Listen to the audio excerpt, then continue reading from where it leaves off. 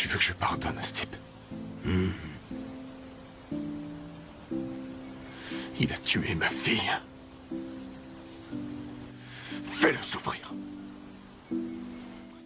Qui n'a jamais été contrarié, qui n'a jamais été blessé par un être cher, qui n'a jamais été trahi par un proche. Bien sûr, tout le monde a déjà été contrarié.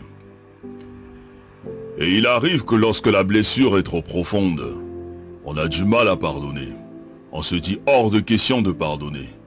Ce que cette personne m'a fait est inacceptable. Mais à cet effet, que signifie donc pardonner?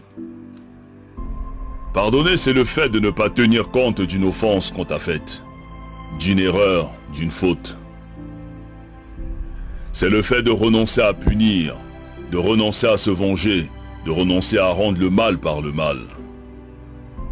Seulement, il n'est pas facile de pardonner à une personne qui t'a fait du mal.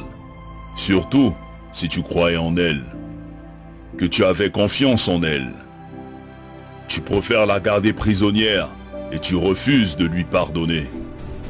Le souci est que lorsque nous refusons de pardonner, nous nous constituons nous-mêmes comme étant prisonniers. Et on commence à développer la haine, à développer l'amertume, à cultiver la jalousie et à cultiver la rancune. Et pourtant tous nous souhaitons que Dieu nous pardonne. Pour nos erreurs, nos offenses, nos imperfections et nos failles.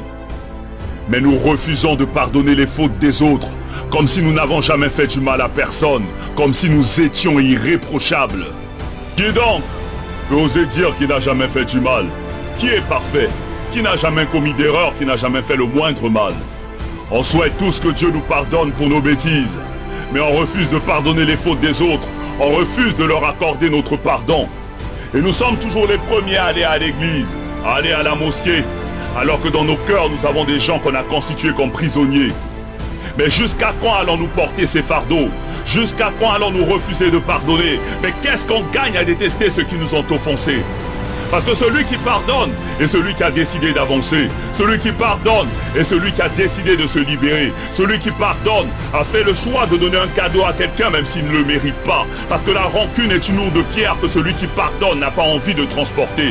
Quand tu décides de pardonner, tu le fais d'abord pour toi-même. Tu le fais pour avoir la paix. Tu le fais pour avoir la tranquillité. Tu le fais pour être libre. Parce que celui qui refuse de pardonner est un meurtrier qui s'ignore. Pardonner, ce n'est pas oublier, ni cesser d'aimer, mais c'est se libérer d'un fardeau, c'est se soigner, c'est relever la tête, c'est prendre son chemin avec le sourire pour avoir un meilleur lendemain. Pardonnons à toutes ces personnes qui nous ont blessés. Pardonnons pour que le Tout-Puissant à son tour puisse nous pardonner.